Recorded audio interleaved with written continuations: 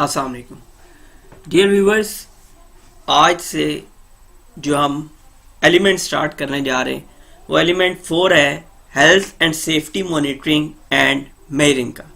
ये unit IG1 का last element है और ये health and safety monitoring and measuring के मुताल्लिक है। इस एलिमेंट में जो 4 चीज़ें, या आप कह सकते हैं कि इस एलिमेंट को मजीद 4 हिस्सों में जो एलिमेंट 4.1, 4.2, 4.3, 4.4 में डिवाइड किया गया है, तो इसमें 4 चीज़ों को डिस्कस किया जाएगा।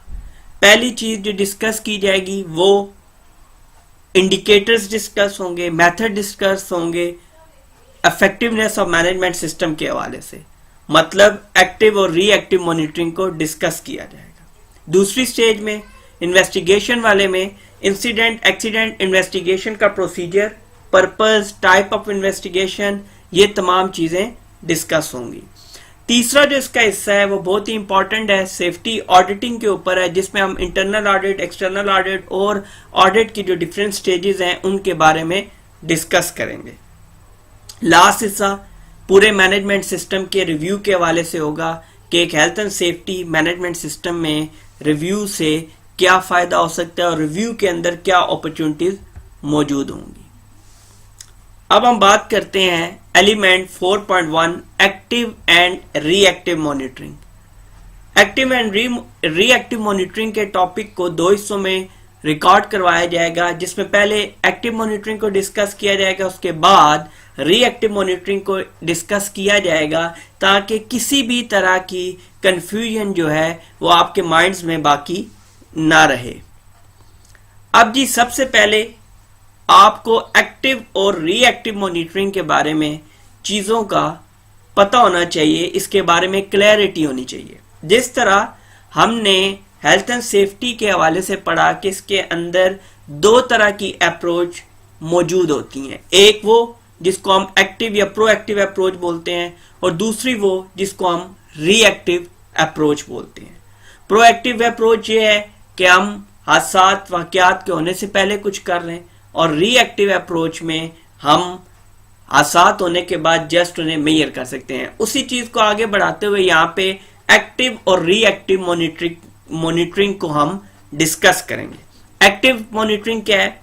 Looking at control measures to see if they are correct and being used before accidents etcetera और कास्ट। एक्टिव मॉनिटरिंग में इसी तरह हम ये चीज देखते हैं, एक्टिव या प्रोएक्टिव एक ही मानों में इस्तेमाल होता है।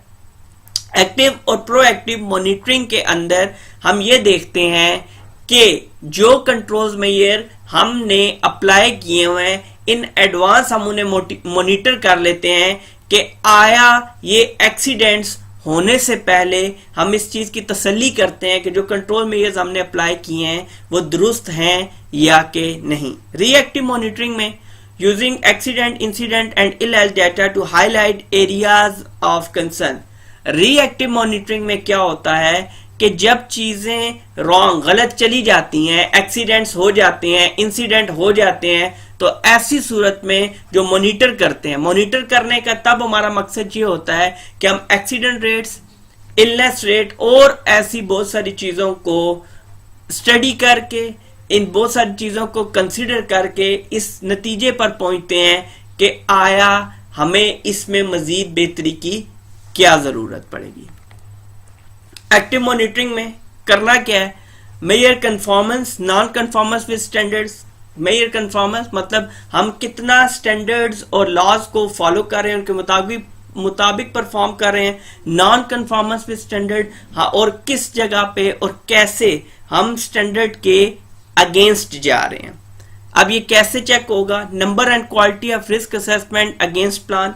जो हमने प्लानिंग स्टेज पे डिसाइड किया था कि हम कितनी रिस्क असेसमेंट परफॉर्म करेंगे और रिस्क असेसमेंट की क्वालिटी क्या होगी और उनको परफॉर्म कौन करेगा, इस चीज से हमें अंदाजा हो जाएगा कि हम प्रॉपर तरीके से मैनेजमेंट सिस्टम के अंदर आगे चल रहे हैं या कि नहीं। Health and safety training to schedule. Health and safety training आपको पता है बहुत ज्यादा लाजमी है, तो ये अपने स्केड्यूल के लिए ऊपर होना बहुत ज्यादा लाजिम है। Consultative committee meetings to schedule.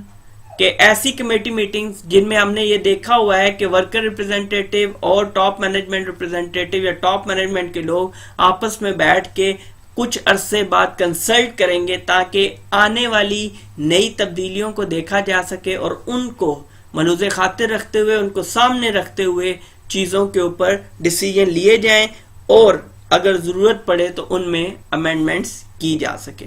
Workplace inspection to schedule, workplace की इंस्पेक्शन जो है वो स्केड्यूल के मुताबिक होनी चाहिए।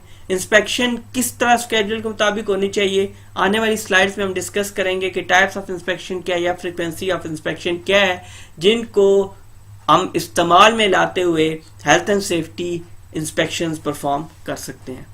नेक्स्ट जी, अब 3 चीजें, एक सेफ्टी इंस्पेक्शंस, एक सेफ्टी सैंपलिंग, एक सेफ्टी टूर्स। अब सेफ्टी इंस्पेक्शंस क्या हैं?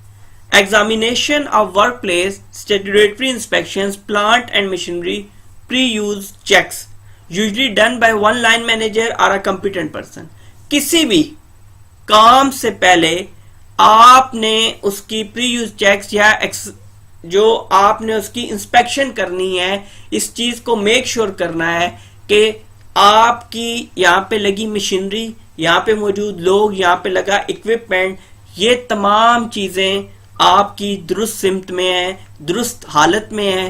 तो आप जब इनसे काम करेंगे तो कोई भी हैजर्ड या इस तरह की चीज मौजूद नहीं है।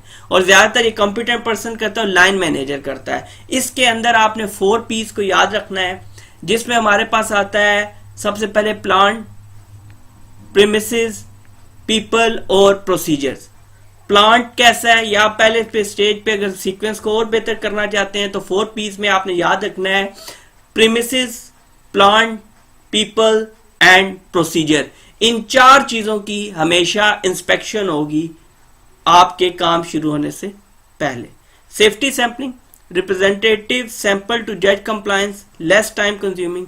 सेफ्टी सैंपलिंग में हम हर एक चीज की जो है जांच पड़ताल नहीं करेंगे, बल्कि टोटल पॉपुलेशन से मुराद यहाँ पे ये है कि तमाम तर में से हम किसी 1, 2, 4, 5, 7, 8, 10 जितना भी रेंडमली हम डिसाइड कर लेंगे कि हम उस पॉपुलेशन में से कितना सैंपल लें। उस सैंपल को लेके जब हम सेफ्टी एनालिसिस करेंगे कि चीजें किस जानिब जा रही हैं, तो इसको हम सेफ्टी सैंपलिंग बोलेंगे। Next, safety tour, a high profile walk around inspection in a workplace carried out by a group including senior managers. The intention is to interact and be highly visible. ये safety tour इस तरह से होता है कि top management के लोग walk around मतलब चल के इंस्पेक्शन करते हैं वर्क प्लेस के मुख्तलिफ एरियाज की, ताकि चीजें आइडेंटिफाई हो सकें, विजिबल हो जाएं, चीजें हमें हाईली विजिबल नजर आए कि किन चीजों को इंटेंशंस रिक्वायर्ड है, किन चीजों को हमें बेहतर करने की जरूरत है। नेक्स्ट ही, अब मैंने जिससे अभी थोड़ी देर पहले बोला, सिस्टमैटिक इंस्पेक्शंस में प्लांट की होगी। प्लांट में क्या आता है? मशीनरी और व्हीकल्स। प्रेमिसेस की होगी, प्रेमिसेस बोलते हैं अहाते को, जो एरिया आपने कवर किया हुआ है। Work place environment, work place and environment, people, लोग जो वहां पे काम कर रहे हैं, उनके वर्किंग मेथड्स क्या हैं और उनके बिहेवियर क्या हैं towards health and safety.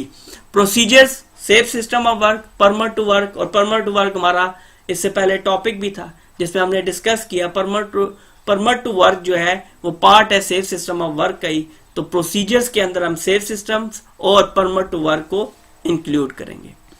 Next G, arrangements for active monitoring. Active monitoring perform करने के लिए हमें क्या क्या अरेंजमेंट्स, क्या क्या अनासर हमें दरकार हैं जिसमें हम एक्टिव मॉनिटरिंग के जो फैक्टर्स, एक्टिव मॉनिटरिंग को परफॉर्म कर सकते हैं। Factors to consider when planning the introduction of active monitoring. कौन कौन से फैक्टर्स हैं जिनको हम कंसीडर करेंगे? टाइप ऑफ मॉनिटरिंग रिक्वायर्ड, किस तरह की मॉनिटरिंग है? इंस्पेक्शन है, टूर है, सेफ्टी है, क्या चीज है? सैंपलिंग है, क्या चीज है? फ्रीक्वेंसी कब कब करनी है? फ्रीक्वेंसी नॉर्मली जो है आपकी होती है daily, weekly, monthly, 6 monthly, annually. तो समझिए आई कि फ्रीक्वेंसी कितनी तरह की है? 5 तरह की, डेली, वीकली, मंथली, 6 मंथली और एनुअल। एलोकेशन ऑफ रिस्पॉन्सिबिलिटीज, और हर लेवल पे मौजूद लोगों को आप रिस्पॉन्सिबिलिटीज एलोकेट करेंगे। कंपिटेंस ऑफ द इंस्पेक्टर, कि इंस्पेक्टर कितना कॉम्पिटेंट है, जो बंदा इसको एक्टिव मॉनिटरिंग को, या आप कह सकते हैं कि इंस्पेक्शन को परफॉर्म कर रहा है, या वो सेफ्टी सैंपलिंग परफॉर्म कर रहा है, या वो सेफ्टी टूर्स के अंदर मौजूद है, उसकी अपनी क्या कॉम्पिटेंस है। Use of checklist, action planning for problems found, जो प्रॉब्लम्स आप फाउंड होंगे उनको आप कैसे दुरुस्त से में ले जा सकते हैं। इससे पहले एक चीज है यूज ऑफ चेकलिस्ट। चेकलिस्ट का इस्तेमाल बहुत ज्यादा अहम है और ये आपको बहुत ज्यादा आसानी देता है। चेकलिस्ट एक आप बाकायदा तौर पर लिस्ट बनाते हैं जिसमें आप देखते हैं कि क्या क्या चीजें इस इंस्पेक्शन का हिस्सा हो सकती हैं, या इस इंस्पेक्शन में क्या क्या चीजें इन्वॉल्व होंगी। तो जैसे जैसे आप स्टेज बाय स्टेज आगे जाते हैं तो आप उन चेक लिस्ट के ऊपर चेक करते जाते हैं, मतलब टिक करते जाते हैं। उससे होता क्या है कि आपको पता चल जाता है कि क्या चीज हमारी रिक्वायरमेंट थी और हमने कितनी रिक्वायरमेंट्स जो है वो पूरी की हैं। नेक्स्ट जी, अब एग्जाम्पल इंस्पेक्शन सिस्टम है बैंक हेड ऑफिस के। एक बैंक हेड ऑफिस है तो उसमें अगर इंस्पेक्शन होगी तो उसके अंदर क्या क्या चीजें हम चेक करेंगे या क्या क्या चीजें हम मलूज़े खातिर रखते हुए उस इंस्पेक्शन को परफॉर्म करेंगे। पहली बात तो ये है कि पर्पस क्या है। Monitor health and safety standard, हम जो इंस्पेक्शन परफॉर्म कर रहे हैं उसका मकसद है कि हम health and safety standard monitor करें। फ्रीक्वेंसी क्या है, मंथली। कंपिटेंस 1 डे कोर्स, के जो बंदा इंस्पेक्शन परफॉर्म करे उसके पास 1 डे कोर्स मिनिमम रिक्वायरमेंट है। Persons responsible managers at different levels, for example bank में मैनेजर ऑपरेशन होगा, ब्रांच मैनेजर, इनमें से कोई इसको परफॉर्म करे। इंस्पेक्शन चेकलिस्ट में general checklist, tailored if required. General checklist क्या होगी कि अप्लाई ऑन टाइम है, इस तरह की चीजें आप इंस्पेक्ट करेंगे, कितना रेवेन्यू है, इस तरह की चीजें आप इसके अंदर इंस्पेक्ट करेंगे बैंकिंग सिस्टम के अंदर।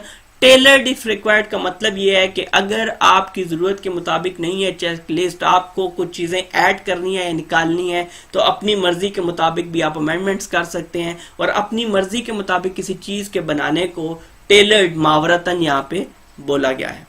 Follow up arrangement, follow up arrangement बहुत ज्यादा इंपॉर्टेंट है कि सिर्फ आप निशानदेही करके चले नहीं जाएंगे, इंस्पेक्ट करके चले नहीं जाएंगे, बल्कि जो रिमीडियल एक्शंस या कंट्रोल मेजर सजेस्ट करेंगे उन कंट्रोल मेजर्स को आपने फॉलो अप भी करना है कि जो चीजें हमने बताई आया वैसा हो भी रहा है कि नहीं।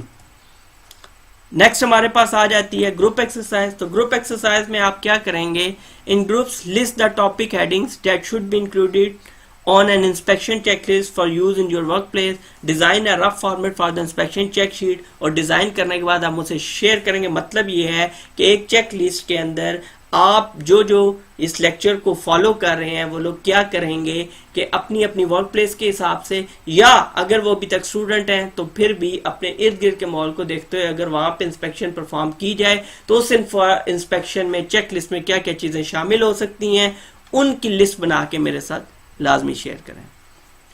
अच्छा जी, अब आता है arrangements for workplace inspection. Typical topics in a generic inspection checklist. अब जो हेल्थ एंड सेफ्टी से रिलेटेड वर्कप्लेस होगी, वर्कप्लेस, उसके अंदर चेकलिस्ट के दौरान हम किन किन चीजों को देख सकते हैं या देखेंगे। हम फायर सेफ्टी को देखेंगे कि यहां पर आग लगने के कितने इम्कान हैं, हाउसकीपिंग देखेंगे, इन्वायरमेंट इश्यूज देखेंगे, ट्रैफिक रूट्स देखेंगे, केमिकल सेफ्टी देखेंगे, मशीनरी सेफ्टी देखेंगे, इलेक्ट्रिकल सेफ्टी देखेंगे, वेलफेयर फैसिलिटीज देखेंगे। जब ये तमाम तर चीजें एक चेकलिस्ट के अंदर मौजूद होंगी तो ऐसा नहीं होगा कि हम किसी चीज को मिस कर रहे हैं, क्योंकि जब तक हम हाउसकीपिंग को नहीं देख लेते हम तब तक उसको चेक नहीं करेंगे। जब वो अनचेक रह जाएगा तो अंडरस्टूड है कि ये पोर्शन हमारा जो है इसका चेकलिस्ट का वो बाकी रह गया।